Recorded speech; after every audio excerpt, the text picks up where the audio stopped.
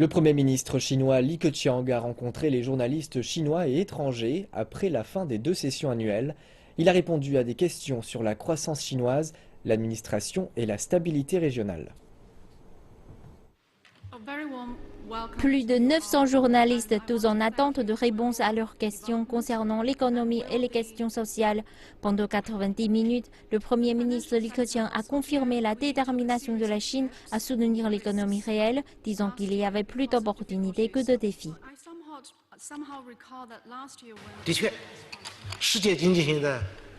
En effet, l'économie de la Chine a été profondément affectée par le ralentissement de l'économie mondiale. En même temps, l'économie chinoise traverse une période de transformation structurelle. Mais le futur de l'économie chinoise est encore prometteur, parce que le marché chinois est rempli de potentiel. Notre peuple est créatif et la réforme de l'offre ainsi que l'urbanisation vont permettre de donner une dynamique interne à notre marché. Le Premier ministre reconnaît que certaines mesures du gouvernement ont empêché le développement des forces productives. Il dit que c'est la raison pour laquelle les procédures administratives seront allégées et déléguées à des niveaux inférieurs.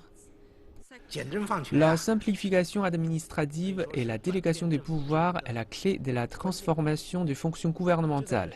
Il y a 3 ans, à la même occasion, j'avais promis que ce gouvernement allait faire baisser du tiers le nombre de produits qui requièrent une approbation du Conseil des affaires d'État. Nous avons presque rempli cet objectif. Notre but est de fournir aux entreprises et aux particuliers des procédures administratives simples et efficaces. 2016 n'est qu'un début. Le président Xi Jinping avait déjà affirmé que la croissance économique devrait tourner autour d'au moins 6,5% durant le plan quinquennal. Cette assertion a été reprise par le Premier ministre Li dans son rapport de travail. L'objectif est l'édification d'une société de moyenne aisance, telle que soulignée par le plan quinquennal.